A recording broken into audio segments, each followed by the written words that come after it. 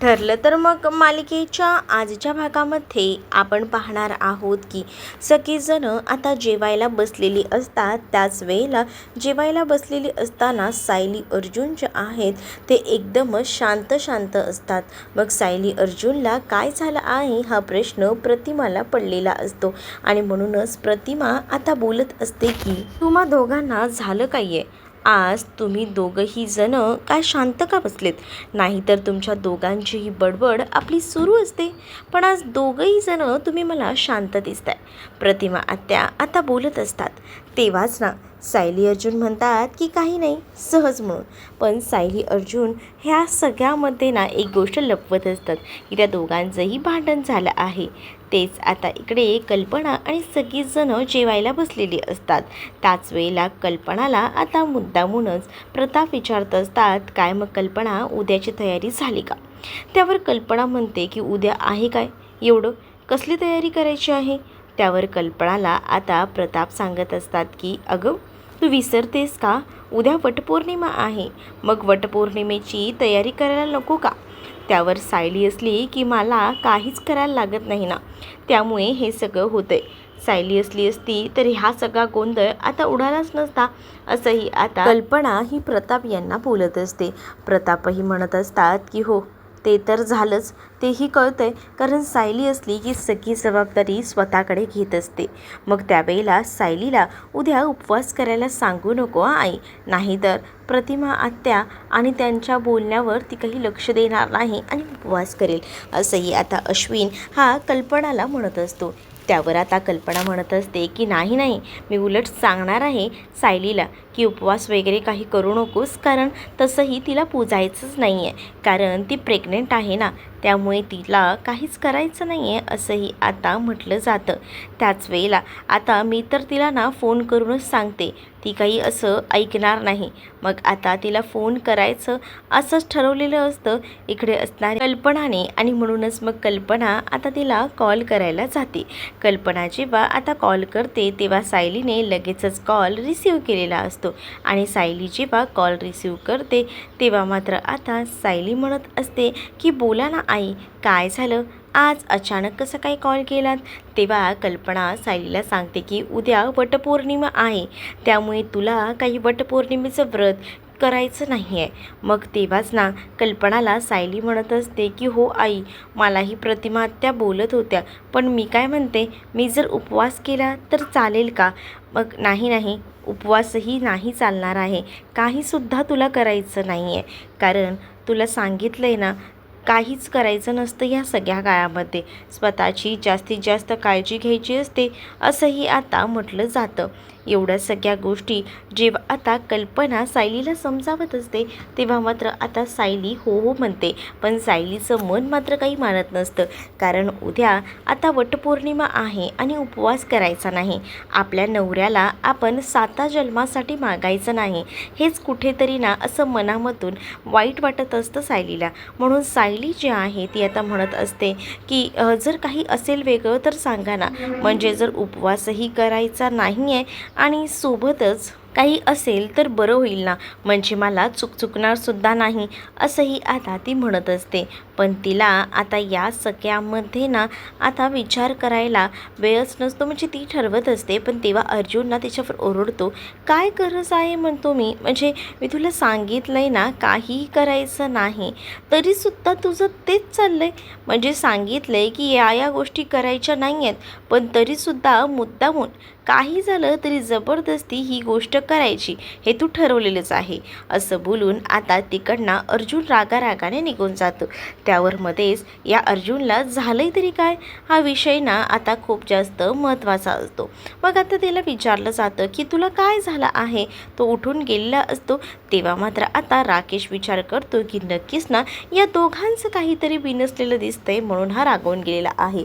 कल्पनासुद्धा आता सायलीला विचारत असते की अर्जुनला काही झालंय का, पण आता कल्पनाला अर्जुनबद्दल काहीच सांगायचं नाही, मी दोघांमधील भांडण झालं नाही आहे असंच आता सायली सांगत असते.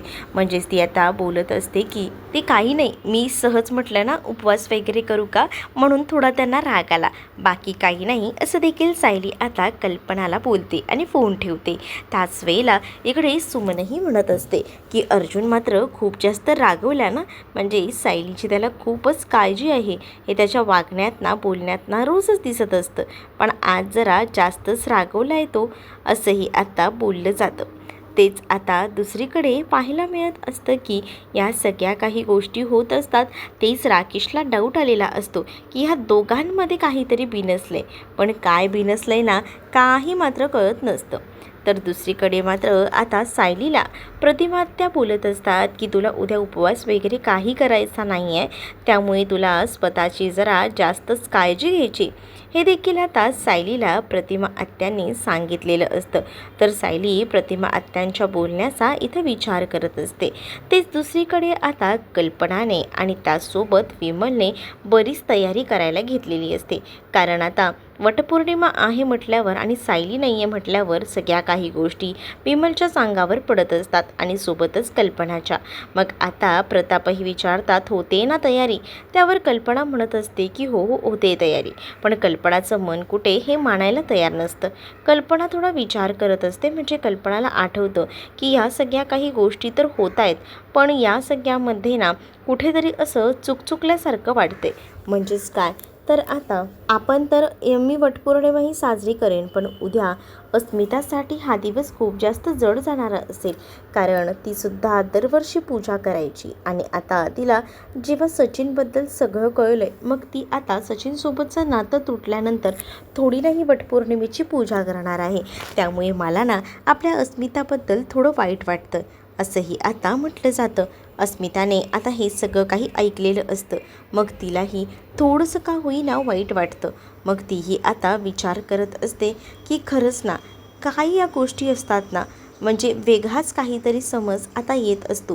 तेच आता दुसरीकडे कल्पनाने ह्या गोष्टी बोलल्यानंतर या गोष्टींचा विचार मात्र इथे असणाऱ्या या त्या अस्मिताने केलेला असतो. अस्मितालासुद्धा वाईट वाटलेलं असतं खरं तर या सगळ्या गोष्टीचं, पण तरीसुद्धा आता ती तिकडनं निघून गेलेली असते, कारण कल्पनाला असं वाटत असतं की आपल्या मुलांनी किती काय काय सहन करायचं ना, एका मुलाच्या आयुष्यात तर बायको नाही, तर दुसऱ्या मुलीच्या आयुष्यात तिचा नवरा नाही, ह्या सगळ्या गोष्टी कुठेतरी मनामध्ये हे होत असतात. तेच आता दुसरीकडे पाहायला मिळत असतं की अर्जुन आपला काम करत बसलेला असतो आणि अर्जुन लॅपटॉपवर काम करत असताना ना त्याला सारखं सायलीचं बोलणं आठवत असतं आणि त्यामुळे नको नको त्या गोष्टींना आता आठवत राहतात.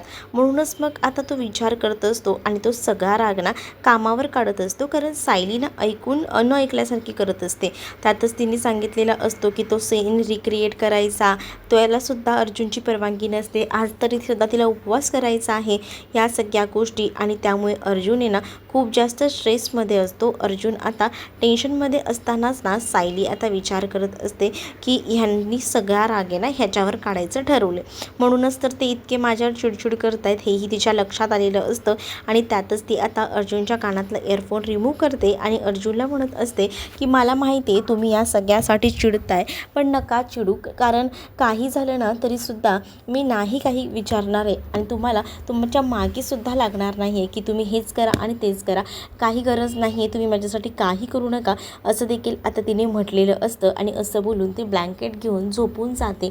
जेव्हा ती आता ब्लँकेट वगैरे घेऊन झोपते ना, तेव्हा मात्र आता इकडे अर्जुन विचार करत असतो की खरंच मी ह्या सगळ्याचा विचार करायला हवा का, बायको माझी काय काय बोलते ते बघायला हवं का, हाही विचार ना कुठेतरी मनामध्ये येऊ लागलेला असतो. तेच प्रतिमा आत्यांना आता कळलेलं असतं की सायली जी आहे ती आता नाराज आहे, म्हणजेच तिला हे व्रत करायला भेटत नाही आहे, त्यामुळे खूप जास्त ती आता नाराज झालेली आहे. या गोष्टी कुठेतरी लक्षात आलेल्या असतात आणि त्यामुळेच ना इकडे आता प्रतिमा आत्याने लगेच ना कुसुमला कॉल केलेला असतो आणि कुसुमला कॉल करून तिला बोलवून घेतलेलं असतं आश्रमातील मुलांसोबत. म्हणजे तिलाही असं वाटत असतं की निदान का होईना आश्रमातील मुलांसोबत त्यांनी जर वेळ घालवला तर तिला बरं वाटेल. तेच आता कल्पना छान तयार वगैरे झालेली असते आणि ती आता निघालेली असते, कारण एकत्रच त्या लोकांना सगळी ही वटपौर्णिमा साजरी करायची असते. तेच आता कल्पना छान तयार होऊन निघालेली असताना तिथे ना आता प्रताप असतात आणि प्रताप ना कल्पनाचं कौतुक करत असतात आणि कल्पनाला म्हणत असतात की खरंच तू खूप जास्त गोड दिसतेस. तेव्हाच ना आता कल्पना जी आहे ती प्रताप यांच्याकडे बघत असते आणि म्हणत असते की काय हो, तुमचं पण आपलं भलतंच आपलं सुरू असतं काहीतरी. मग तेव्हाच ना इकडे पाहायला मिळत असतं अश्विनही म्हणत असतो की बरोबर आहे ना बाबांचं, बाबा जे काही बोलतायत ते अगदी परफेक्ट बोलतायत बघ. म्हणजे मीही विचार केला नव्हता की एवढं सगळं एकदम व्यवस्थित असेल. बाबांचं अजूनही तुझ्यावर आई तितकंच प्रेम आहे बघ, तुला दिसतंय ना बाबांचं प्रेम. मग आता खरंच नशिबाने हे सगळं काही भेटत असतं असं देखील आता अश्विन जो आहे तो बोलत असतो. तेच आता दुसरीकडे पाहायला मिळत असतं की या सगळ्या गोष्टी होत असतात. तेवढ्यातच अस्मिताने बाहेरून एक पार्सल मागवलेलं असतं आणि अस्मिता जेव्हा हे पार्सल मागवते तेव्हा आता इकडे कल्पना आणि त्याचबरोबर अश्विन बोलत असतात की काय ग, तू काय मागवलं आहे. त्याचबरोबर अरे अश्विन, मी ना आपल्यासाठी बघ ना पेस्ट्री मागवल्यात. म्हणजे आपण तुला सांगू का, माझ्या आयुष्यामध्ये नवरा नाही आहे, तुझ्या आयुष्यात बायको नाही आहे. उलट आपण किती सुखी आहोत तुला माहिती आहे का. आपण या सगळ्यातून ना आता बाहेर पडलोय. मी तर विचार करत होतो की काय होईल आणि काय नाही. मुळात येत ना मला या सगळ्या काही गोष्टी ज्या आहेत ना त्या आवडलेल्या आहेत आणि म्हणूनच तर मग ही सगळ्या पेस्ट्री ज्या आहेत त्या खास आपल्या दोघांच्या सेलिब्रेशनसाठी ऑर्डर केलेल्या आहेत असंही आता म्हटलं जातं. मग आता नक्की काय ठरवलं आहे आणि काय करायचं आहे ते तेव्हाच ना इकडे असणारी ही जी अस्मिता आहे ती विचार करते आणि अस्मिताने सांगितलेलं असतं. खरं तर मलासुद्धा हे सुचलं नव्हतं, पण आपल्या सायलीला सुचलं. म्हणजे सायलीनेच हे सगळं पाठवलेलं आहे. आणि थांब, तिला आता मी व्हिडिओ कॉलच करते, म्हणजे तुम्हाला समजेलच की सायलीने नेमकं आपल्यासाठी काय केले. मग आता सायलीला इकडे जी अस्मिता आहे तिने व्हिडिओ कॉल केलेला असतो आणि सायलीला व्हिडिओ कॉल करून अस्मिता सांगत असते की तू दिलेल्या पेस्ट्र्या पोचल्या आहेत. मग तेव्हाच ना ही कल्पना अश्विनला सुद्धा आवडते, कारण आपण आपली बायको नाही आहे, नवरा नाही आहे, तर त्या सगळ्या दुःखामध्ये बसून राहतो, पण त्यापेक्षा हे वेगळं काहीतरी आहे आणि युनिक आहे. आणि त्यातच आता कल्पनाला तर सायलीचं खूप जास्त कौतुक वाटत असतं, कारण सायली ना खरंच ना म्हणजे ती ना आपल्या घरातल्या सगळ्यांचीच खूप जास्त काळजी घेत असते आणि त्यामुळेच ना एकदमच असं भरून आलेलं असतं. म्हणजे कल्पनाचं कौतुक करणं काही थांबत नसतं, कारण सायली जरी इथे नसली तरीसुद्धा ती आता माहेरी आहे, प्रतिमा आत्याकडे आहे, तरीसुद्धा ना अगदीच ना प्रेमाने काळजी घेते. सगळं काही अगदी आपलेपणाने करते. या गोष्टीसुद्धा आता कल्पनाने अनुभवलेल्या असतात आणि म्हणूनच कल्पना सायलीचं कौतुक करत असते. मग त्यावर अस्मितासुद्धा सायलीला म्हणत असते की हे काय गं सायली, तुझा उपवास नाही आहे, मग तू आमच्यासोबतसुद्धा सेलिब्रेशन करायला हवंस ना. मग सायली म्हणत असते की हो हो, तुमच्यासोबत सेलिब्रेशन करण्यासाठी मीही बघा पेस्ट्री मागवलीच आहे. मग आता तिने ही पेस्ट्री मागवलेली असते आणि तीही ती पेस्ट्री दाखवते. मग आता ह्या तिघांचंही मस्त असं सेलिब्रेशन सुरू असतं. का तर म्हणे आजचा वटपौर्णिमेचा उपवास आणि व्रत वगैरे काहीच करायचं नाही आहे, म्हणून हे सगळं सेलिब्रेशन सुरू असतं. त्यातच आता कल्पना म्हणत असते की तुमचं सेलिब्रेशन चालू द्या, कारण मला तर आता उशीर होतोय, कारण मला प्रतिमाकडे सुद्धा जायचं आहे. सायली, मी थोड्याच वेळात येते तिथे, असंही आता कल्पना इथे सायलीला बोलत असते. तर सायली म्हणते की हो या या, प्रतिमा आत्या आणि सुमन काकूसुद्धा तयारच होत आहेत. प्रत्येकजण आता या सगळ्यासाठी तयार होत असतात. तेच आता दुसरीकडे हे सेलिब्रेशन करण्यासाठी सायली आणि त्याचसोबत इकडे अश्विन आणि अस्मिता तयारीत असतात. अश्विनने त्या पेस्ट्र्या हातात घेतलेल्या असतात आणि सायलीला व्हिडिओ कॉलद्वारे तो पेस्ट्रा दाखवत एन्जॉयमेंट सुरू असतं. म्हणजेच आता कापणं, कटिंग करणं हे सगळं काही. त्यामुळे आता सायलीसुद्धा त्यांना पेस्ट्री वगैरे दाखवतच आता ती एन्जॉय करत असते. तेच आता दुसरीकडे पाहायला मिळत असतं की कल्पना या सगळ्यामुळे एकदमच खुश असते, कारण आधी ना तिला तिच्या मुलांचं दुःख वाटत होतं. म्हणजेच ती विचार करत होती माझ्या मुलांच्या नशिबात ना काय आहे ना, म्हणजे एकाच्या नशिबात बायकोचं सुख नाही तर एकीच्या नशिबामध्ये नवरा नाही. यामुळे तिला असं वाटत होतं की माझ्या मुलांचं काय होईल. पण इथे सायलीने मात्र यावर पर्याय काढलेला असतो. सायलीने फक्त या लोकांना पेस्ट्री पाठवून एक नवीन उभारी दिलेली असते. तेच आता प्रतापही म्हणत असतात की जाग तू कल्पना, आम्ही इथे सेलिब्रेशन करतो आणि तसंही ना मला आता ही पेस्ट्री मलाही खायची आहे आणि असं बोलून तेही आता पेस्ट्रीचा आनंद जे आहे ते घेत असतात.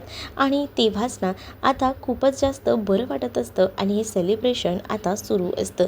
तेच आता दुसरीकडे पाहायला मिळत असतं की हे सगळं सुरू असतानाच ना सायलीसुने व्हिडिओ कॉल ठेवलेला असतो आणि सायली बघते तर काय, या दोघीसुद्धा खूप सुंदर अशा तयार झालेल्या असतात आणि सुमन काकूंनीही छान तयारी केलेली असते. पण सुमन काकू आता म्हणत असतात की मला असं वाटतं ना की हे सगळं करावं की नको, कारण आपला नवरा जो आहे तो कसा आहे हे माहिती आहे. मग त्या सगळ्या काही गोष्टी ज्या आहेत त्या नको वाटत असतात करायला.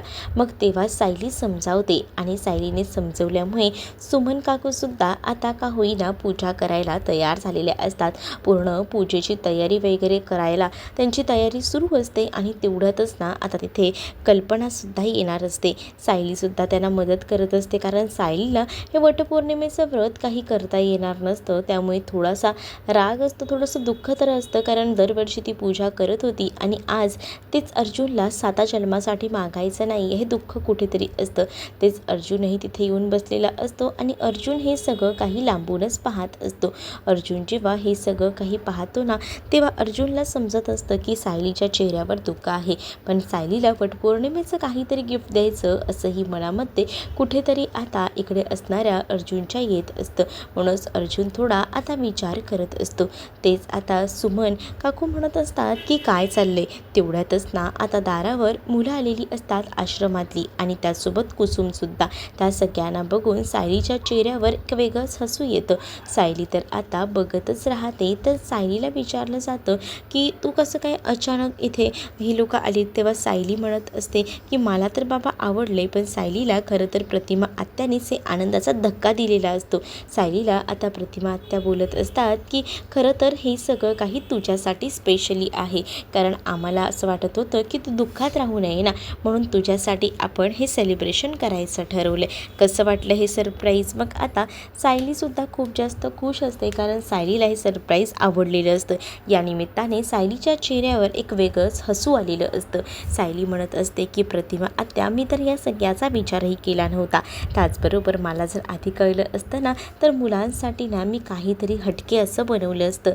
मुलं माझी आली त्यामुळे मी खूप जास्त खुश आहे आणि प्रतिमा आत्या यासाठी खरंच मनापासून थँक्यू, असंही आता इकडे असणारी सायली जी आहे ती प्रतिमा आत्यांना बोलत असते. तर कल्पनासुद्धा आलेली असते आणि कल्पनासुद्धा इकडे मात्र आता खूपच जास्त खुश असते. कल्पनाही बरं वाटत असतं.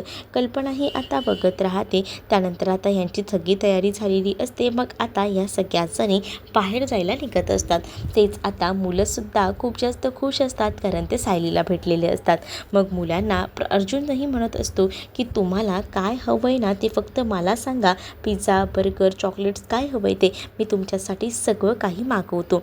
मग आता अर्जुन या सगळ्यामध्ये इतका खुश असतो ना, तेच कुठेतरी ना एक वेगळंच वाटत असतं की अर्जुन या मुलांसाठी एवढं कसं काय सगळं काही करतोय.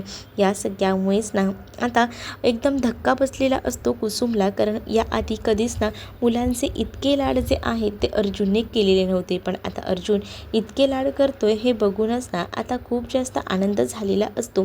तेच आता इकडे मुलं देखील खूप जास्त खुश असतात. तेच आता कुसुमताईला सायली म्हणत असते की ते काय आहे ना त्यांना आता कळतं आहे ना, त्यांना मुलं होत आहेत तर की त्यांना कुठेतरी कशाची तरी कमी वाटते, त्यामुळेच तर हे सगळं काही सुरू आहे, नाहीतर हे सगळं काही झालंही नसतं.